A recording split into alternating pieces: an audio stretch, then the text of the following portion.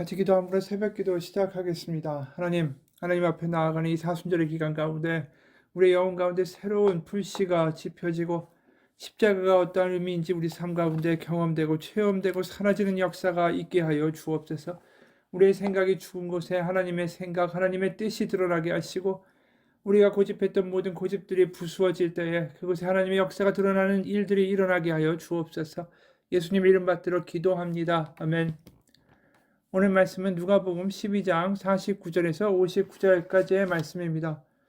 누가복음 12장 49절에서 59절까지의 말씀입니다. 내가 불을 땅에 던지러 왔노니 이 불이 이미 붙었으면 내가 무엇을 원하리요? 나는 받을 세례가 있으니 그것이 이루어지기까지 나의 답답함이 어떠하겠느냐? 내가 세상에 화평을 주려고 온 줄 아느냐? 내가 너희에게 이르노니 아니라 도리어 분쟁하게 하려 함이라. 이후부터 한 집에 5사람이 있어 분쟁하되 셋이 둘과 둘이 셋과 하리니 아버지가 아들과 아들이 며느리와 어머니가 딸과 딸이 어머니와 시어머니가 며느리와 며느리가 시어머니와 분쟁하리라 하시니라. 또 물에게 이르시되 너희가 구름이 서쪽에서 이는 것을 보면 곧 말하기를 소나기가 오리라 하나니 과연 그러하고 남풍이 부는 것을 보면 말하기를 심히 더우리라 하나니 과연 그러하리라.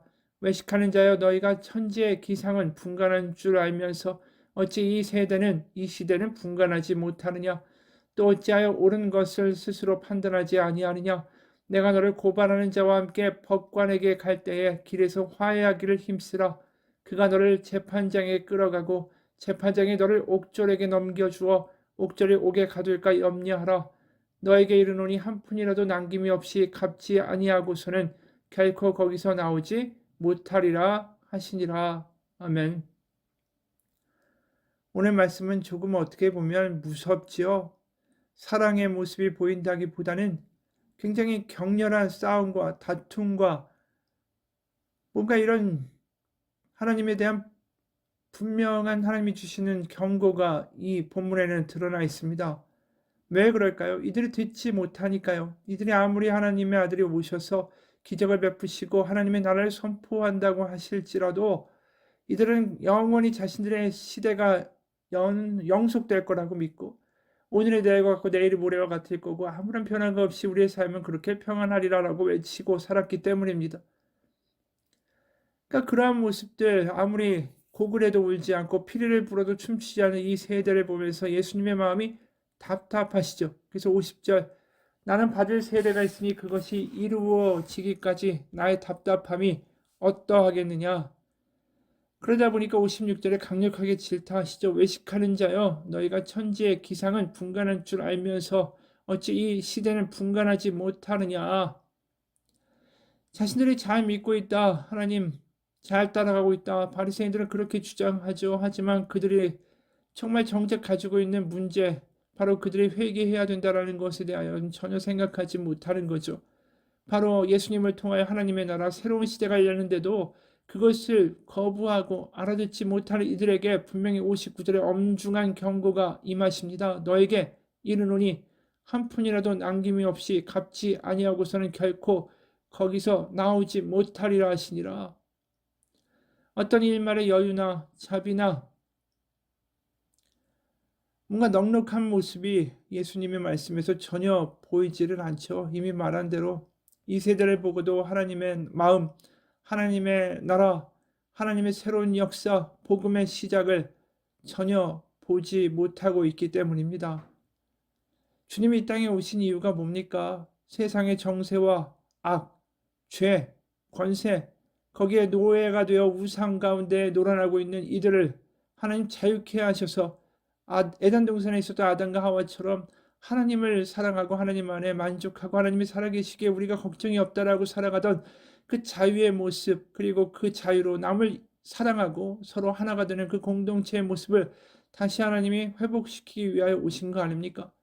그래서 악과 죄에 대해서 심판하시고 하나님의 자녀를 다시 되찾아 오시는 일을 하기 위하여 이 땅에 오셨는데, 그래서 그 나라와 그 일을 여러 차례 이야기하시지만 세상은 알아듣지도 못하고 그 과정에서 홀로 외로이 배척당하는 예수님은 혼자서 제자들도 알지 못하는 십자가의 고난의 길을 가셔야 하는 거죠. 그 십자가 길에 가시는 예루살렘으로 향하신 예수님의 이야기를 누군가는 이렇게 기록합니다. 이제 임박한 일이 무엇인지 생각해보라. 예수님은 조금도 흔들림 없이 항상 아버지의 뜻을 행하셨다. 성부 하나님은 그 과정에서 늘 예수님을 기뻐하고 사랑하셨다. 그런 사실이 하늘로부터 분명히 공표되었다. 너는 나의 사랑하는 아들이요 사랑하는 자요 기뻐하는 자라. 그런데 이번에는 가장 혹독한 고난 십자가가 기다리고 있다. 구체적으로 말하면 지옥이 입을 벌리고 정죄와 어둠과 죽음의 공포가 엄습해 오는 중이었다. 십자가의 수혜자라고 주장하는 우리를 위해 그곳에선 도대체 무슨 일이 일어난 걸까? 물론 이것은 우리의 이해를 넘어서는 거다. 배우자가 바람을 폈을 때 느끼는 성인의 고통을 3살 된 어린 아이가 이해할 수 없는 것처럼 하나님이 자기 백성의 모든 죄에 대한 심판을 다 모아서 오직 한 분에게 쏟아 부으신다는 게 무슨 의미인지 우리로서는 이해하기가 불가능하다. 그러나 악랄한 범죄자가 무고한 희생자에게 저지른 잔인한 범죄에 대한 소식을 접할 때 느끼는 우리의 감정을 생각해보라. 우리는 의로운 인간적인 분노를 느끼기 마련이다. 이런 분노를 느끼지 못한다면 뭔가가 잘못된 게 분명하다. 그렇다면 마지막 아담이신 그리스도께서 자기 백성의 죄를 위해 나서셨을 때 그분을 바라보신 하나님의 심정이 어떠했는가를 조금은 이해할 수 있다. 그래서 악에 대한 우리의 분노가 한 방울의 물과 같다면 성부 하나님이 쏟아내신 의로운 신적 분노는 바닷물과 같았다. 하나님은 예수님께 단지 한 사람의 죄가 아닌 많은 사람의 죄에 대한 형벌을 부과하셨다. 이사야가 여호와의 종에 관해 이사야 53장 6절에서 여호와께서는 우리 모두의 죄악을 그에게 담당시키셨도다. 이렇게 한 말의 의미는 무엇일까? 그리스도께서 선택받은 자들의 죄, 곧 자아를 높이고 본성적으로 하나님을 미워하고 패역한 행위를 서슴지 않는 죄를 모두 감당하셨다라는 게 대체 무슨 의미이고 단지 한 사람의 죄가 아닌 우리 모두의 죄악으로 인해 야기된 하나님의 의로운 분노가 한 개인의 영혼에 오롯이 쏟아 부어졌다는 게 과연 무슨 의미일까? 사변처럼 들릴지 모르지만 나는 극심한 물리적 고통이 그리스도를 죽였다라고 생각하지 않는다. 아무도 그분을 죽게 만든 것은 완전한 절망이었을 것이다. 하나님께 버림당할 것을 생각만 해도 땀이 핏방울처럼 겟세마네에서 흘렀는데 그것을 실제로 경험했을 때는 과연 어떠셨을까? 하나님이 예수님의 폐에서 산소를 거두셨기 때문이 아니라 자기의 마음에서 사랑을 거두시었기 때문에 예수님은 죽으신 게 아닐까? 하나님의 백성 모두 받아 마셔야 할 잔을 대신 혼자 마시면서 온전한 정신을 유지할 수 있는 상황이 어디에 있겠는가? 이 이야기를 들으면서 무슨 생각이 드십니까? 예수님이 이 세상 가운데 벌어지는 악, 우리가 이기적으로 살면서 다른 사람들에게 갑질하고 다른 사람들을 이용하고 착취하고 그러면서 자기의 이익만을 위해서 살아가는 그 비참한 모습들, 그 죄악들, 그리고 다른 사람들도 나도 저렇게 갑질해야 되겠다, 나도 더 높은 곳에 올라가야 되겠다, 나도 더 강해져야 되겠다, 다시는 수치를 당하지 말아야겠다, 다시는 불안해하지 말아야겠다 하면서 온갖 우상 숭배를 하면서 그 우상을 얻기 위해서 다른 사람을 속이고 때로는 거짓말하고 그렇게 내가 아닌 다른 나로 살아가며 저지르는 모든 죄악들을 그 세상을 물고 물리는 세상을 보시고 밟고 밟히는 세상을 보시면서 하나님 그 죄에 대해서 어찌 분노하시지 않겠는가라는 거죠. 그렇게 이 세상은 거의 스스로의 희망은 하나도 없이 망가져가고 있는 그때에 그 모든 죄악에 대하여 이제 멈추라고 말씀하시면서 이 땅 가운데 오신 예수님을 바로 하나님의 아들, 그분이 그 모든 허물과 죄악과 악과 우리의 거짓 자아를 다 십자가에서 받아내셨다라는 거죠. 하나님이 말씀하시는 no, 아니오라는 모든 것들을 우리가 받아야 될 no라는 거절을 우리가 하나님 앞에 섰을 때 다 이제 너는 이렇게 악한 자라고 거절당해야 되는 no를 예수님이 혼자 다 짊어지시고 죽으셨다라는 거죠. 그리고 우리에게는 하나님의 yes, 하나님의 그렇다. 내가 아무리 이렇게 연약하고 내가 우상 숭배를 했고 내가 세상에서 엉뚱한 것을 가지고 나를 지키려고 했었던 그 허무한 세월들, 죄악된 세월들을 가지고 하나님 앞에 나섰을 때도 하나님이 우리를 예스라고 받아주실 수 있는 유일한 길을 만들기 위하여 예수님이 십자가에 죽으셨다라는 거죠. 바로 우리가 하나님께 버림받아야 될 존재인데, 외면받아야 될 존재인데, 이제 절망할 수밖에 없고 죽으면서 나에게는 아무런 소망도 없구나라고 비참하게 죽어야 할 우리가 예수님이 대신 절망하고 버림받고 외면당함으로 하나님 품 안으로 들어갈 수 있다라는 거죠. 여러분, 그게 대단한 이야기입니다. 예수님이 하나님과 얼마나 가까운 분입니까? 예수님이 하나님이 하나님이 예수님, 하나님 안에 예수님이 예수님 안에 성령님이 성령님이 하나님 안에, 바로 그 친밀한 관계를 가지고 사시던 예수님이 십자가에서 하나님께 완전히 외면당하고 나는 너를 모른다고 완전히 절망하실 수밖에 없다라는 게 얼마나 끔찍한 일인지, 하나님이 이제껏 그를 도우시고 지키시고 인도하시고 보호하셨던 하나님이 어느 한순간 완전히 존재감 없이 사라져버리고 아무리 기도해도 응답조차 되지 않고 느껴지지 않을 때, 그게 가장 큰 절망이었다라는 거죠. 예수님에게 누군가 가까운 사이가 있었다라고 한번 우리 생각해 봅시다. 어떤 분이 이런 말을 하더라고요. 전혀 알지 못했던 것을 우리가 그리워할 수는 없다. 그러므로 부재를 느끼는 것, 임재가 아닌 부재를 느끼는 것, 특히 하나님의 부재를 민감하게 느낀다, 안 계신다는 걸 민감하게 느끼는 건 우리가 하나님을 한번 알았고 또 다시 알 것이다 라는 것을 알려주는 최고의 증거다. 이야기가 뭐냐? 내 남편은 우리 동네인 조지아주로 돌아오는 매와 검은 독수리를 무척 좋아한다. 그가 고속도로를 달리는 와중에도 운전대 너머로 목을 내밀고 공중에 유별난 큰 새를 볼 때마다 나는 안절부절하게 된다. 독수리인가? 아니면 대머리 독수리인가? 그는 꼭 알아야만 한다. 이를 위해서 도로를 갈짓자로 운전하게 되더라도 말이다. 가끔은 길에서 벗어난 적도 있었다. 운전에 집중해요. 그럴 때마다 난 소리친다. 저 새가 뭔지 뭐가 그리 중요해요. 조류 사전이라도 사줄게요. 아니, 새를 사줄게요. 지금 가는 길에 집중하라고요. 2년 전에 우리 부부는 그러다가 2달간 떨어져 지내게 됐다. 나는 속으로 이제 난 독수리에게서 해방되는구나라고 생각했다. 하지만 오히려 나는 어디를 가든지 독수리만 보게 됐다. 원을 그리며 공중을 날고 하늘을 빙그를 돌며 비상하고 나뭇가지에 날개를 잡고 앉아있는 그들을 보게 됐다. 난생 처음 독수리를 바라보면서 나는 내가 나의 눈으로 보고 있는 게 아니다라는 걸 깨달았다. 나는 내 남편의 눈으로 바라보고 있었던 거다. 그는 그곳에 없었다. 그래서 난 그를 위해 보고 있었던 것이다. 그는 부재 중이었다. 진실로 부재 중이었을까? 그는 내 안에 있었다. 한 가지 사실만은 확실했다. 만약에 임재를 느끼지 못하면 부재를 느낄 수 없다라는 것이다. 부재가 상처가 되고 통증이 되는 이유는 그것이 예전에 있었지만 기억나지만 이제는 더 이상 존재할 수 없는 것에 기억이 되었기 때문이다. 부재는 한밤중 팔을 벌려 사랑하는 이의 빈자리를 느끼며 침대 한편을 뒤척이는 거다. 부재는 고요함과 먼지만이 가득한 아이의 방이다.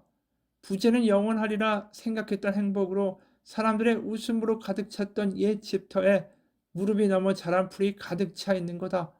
전혀 알지 못한 것을 우린 그리워할 수 없다.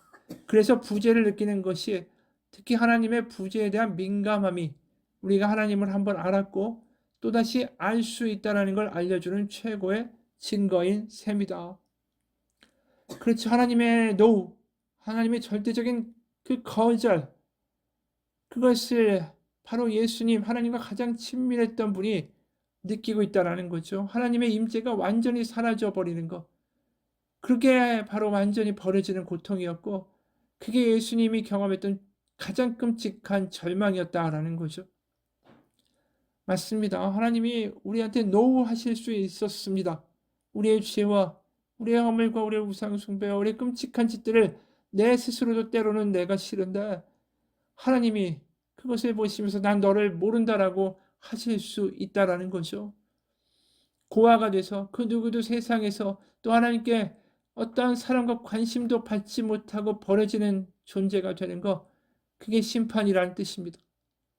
어떤 물리적으로 육신적으로 고통당하는 것보다 더 끔찍한 거, 버려지는 거, 유기돼가는 거, 그것이 우리가 당할 운명인데 그걸 예수님이 다 당하신 거고 그게 십자가에서 경험하신 거죠. 그것을 내가 받을 세례라고 하시는 거예요. 50절, 나는 받을 세례가 있으니 그것이 이루어지기까지 나의 답답함이 어떠하겠느냐. 바로 이러한 예수님의 마음에도 불구하고 하나님의 나라를 이루기 위하여 그 하나님의 모든 노라는 거절을 다 온몸으로 짊어지기 위하여 이 땅에 오신 예수님을 세상 사람들은 전혀 알아보지 못합니다. 예수님을 바알세불 귀신의 왕의 쫄자라고 비난하고 하나님이 이 땅에 그 아들을 보내신 그 절절한 마음을 전혀 깨닫지도 보지도 못하죠. 하나님의 심판, 바로 하나님의 십자가의 역사가 세상 가운데 알지 못하고 다 외식하면서 나는 괜찮다고, 나는 근사한 사람이라고, 나는 이래도 하나님께 용서받고 들어갈 수 있다고 스스로의 의를 가지고 뻐기는 이들, 그들은 결국 다 망할 거다라는 거죠. 그래서 52절, 53절에 이런 타혹한 말씀도 하시는데, 이후부터 한 집에 5사람이 있어 분쟁하되 셋이 둘과 둘이 셋과 하리니 아버지가 아들과 아들이 아버지와 어머니가 딸과 딸과 어머니와 시어머니가 며느리와 며느리가 시어머니와 분쟁하리라 하시니라. 이 말씀 과연 뭘까요? 좀 수수께끼 같죠? 근데 이 말씀은 미가서 7장 4절에서 6절에 나오는 말씀을 인용한 거예요. 그러니까 미가서 7장 4절에서 6절을 보면 여호와의 심판의 날에 이렇게 될 거다라고 미가 선지자가 이야기한 거예요. 그러니까 실제로 이야기를 하신 이유는 사람들이 이걸 들으면 미가서 이야기네? 그럼 어떤 이야기일까? 바로 여호와의 심판의 날의 이야기네? 그럼 결국 뭘까요? 예수님이 바로 심판에 대한 이야기를 하고 계시다. 그리고 그 심판은 바로 모든 이의 심판에 대한 이야기가 아니라 예수님이 대신 담당하실 심판, 십자가의 때가 왔다라는 것을 간접적으로 말씀하시는 거죠. 이제 심판이 왔다. 바로 죄와 거짓자와 우상과 세상의 권세와 악에 대한 심판의 때, 십자가의 때. 그 49절에 내가 불을 땅에 던지러 왔노니 이 불이 이미 붙었으면 내가 무엇을 원하리요. 이미 불이 붙었다. 이제 가까이 왔다. 십자가의 때가 왔다. 그래서 56절에 외식하는 자여 천지의 기상은 분간할 줄 알면서 어찌 이 시대는 분간하지 못하느냐. 바로 십자가의 때가 오게 되고 거기서 드디어 이 세상은 이미 심판받는 역사가 벌어지는 거죠. 그래서 하나님의 아들을 영접하는 자에게는 영생의 길이 이미 이 땅에서 하나님의 나라가 임하여 하나님 나라 가운데 하나님의 시민권을 가지고 살아가는 일이 벌어지는 것이고 또 이 땅 가운데 십자가를 쳐버리는 이들은 영벌에 처하는 일이 벌어지게 되는 심판이 이미 다 십자가에서 성취된 거죠. 그래서 나는 길이요 생명이다 진리다. 이미 하나님은 길을 열어주셨고 그 길을 선택하느냐 안 선택하느냐는 우리에게 달려있는 것이죠. 바로 노라는 모든 것을 지시고 우리에게 예스 하나님의 자녀가 되는 길이 우리 가운데 열렸습니다. 그것도 예수님이 완전히 하나님께 외면당함으로. 여러분, 우리는 알죠. 우리 스스로 거룩하고 괜찮은 사람이라고 말할 수 있는 사람들이 아니라는 것. 그렇기 때문에 하나님이 언제나 노하실 수 있는 우리라는 것. 우리의 유일한 소망은 은혜뿐이라는 것. 하나님뿐이라는 것. 하나님이 나의 아버지가 되어주시는 것. 그거 외에는 우리 가운데 소망이 없고 십자가의 심판이 세상의 심판이고 때로는 어리석은 것처럼 보이지만 그 십자가는 바로 우리 가운데 새로운 길을 열어주는 하나님의 예스의 길이다라는 것입니다. 십자가는 말합니다. 우리는 하나님 없이 살아갈 수가 없는 존재라고. 마지막 한 이야기로 마치죠. 1985년 6월 14일 오전 10시 10분 아테네를 떠나 로마로 향하는 TWA 항공기가 이륙했다. 편안한 여행을 기대하던 비행기 안에 모든 사람들은 몇 분이 지나지 않아서 곧 엄청난 죽음의 공포로 빠져들게 되었다. 권총과 수류탄으로 무장한 시아파 출신 테러범들이 비행기를 장악하고 모든 사람을 인질로 만들어버린 거다. 테러범은 이스라엘에 수감된 시아파 죄수 766명을 당장 석방하라고 요구했다. 이를 해결하기 위해서 미국과 해당 국가의 정상들의 의견을 모으는 사이에 비행기는 레바논과 알제리를 4차례나 왕복했고 그동안 몇몇의 승객이 폭행을 당했고 휴가 중인 미 해군 병사가 살해당했다. 이 인질극은 테러범의 요구사항을 들어주기로 한 6월 30일 곧 17일이 지나서야 끝나게 됐다. 이 와중에 사진 한 장이 전 세계인의 관심을 끌게 됐는데 테러범들의 허락하에 기자들이 조종석의 기장에게 기내 상황을 물어볼 수가 있었다. 인터뷰하는 중에 허튼 말을 하지 못하도록 테러범은 기장의 목에 팔을 감고 그의 머리에 권총을 거누었다. 그런데 인터뷰하는 기장의 얼굴의 표정이 너무나 평온한 거다. 피곤함, 두려움 등 부정적인 기색은 전혀 찾아볼 수 없는 천사 같은 표정이었다. 사건이 종료된 후에 기자들이 인터뷰에서 그 기장에게 물었다. 그랬더니 이렇게 말했다. 이틀 동안 저도 불안과 공포의 시간을 보냈죠. 사건이 일어난 다음날 레바논의 베이루트 공항에 머물고 있는데 갑자기 평소 주머니에 들고 다니는 성경이 생각났습니다. 펼쳐서 읽는데 신명기 31장 6절의 말씀이 제 마음에 쑥 들어왔죠. 하나님께서 내게 주시는 말씀이라는 걸 금방 알 수 있었죠. 너는 마음을 강하게 하고 담대히 하라. 그들을 두려워 말라. 그들 앞에서 떨지 말라. 이는 내 하나님 여호와 그가 너와 함께 행하실 것임이라. 반드시 너를 떠나지 아니하시며 버리지 아니하시리라. 이 말씀을 읽는데 갑자기 불안과 두려움이 사라지고 평화가 제 영혼 속으로 밀려들기 시작했습니다. 이후 제 곁을 한순간도 떠나지 않고 보호해 주시는 주님을 생생하게 체험할 수 있었죠. 정말로 주님은 그 말씀대로 역사해 주신 겁니다. 우리는 하나님의 예수 없이는 살아갈 수 없습니다. 십자가만이 우리의 소망입니다. 같이 기도하겠습니다. 하나님, 교만하지 않고 하나님의 은혜 없이는 얼마든지 저버림을 당할 수 있는 연약하고 우상을 붙든다 할지라도 우리를 절대로 지켜줄 수 없는 헛된 것을 쫓아 살아가는 그런 연약한 우리가 우리의 힘을 하나님 앞에 고백합니다. 하나님 없이는 살아갈 수 없습니다. 십자가만이 우리의 소망입니다. 십자가만이 우리의 은혜입니다. 하나님, 오늘도 그 은혜 가운데 살아가는 하나님의 자녀의 삶이 되게 하시고 하나님의 노를 모두 다 짊어지고 가시는 예수님, 그 은혜를 묵상하며 다시 한번 사수절 가운데 하나님께 더 친밀하게 되는 은혜의 시간이 되게 도와주옵소서. 예수님 이름 받들어 기도합니다. 아멘.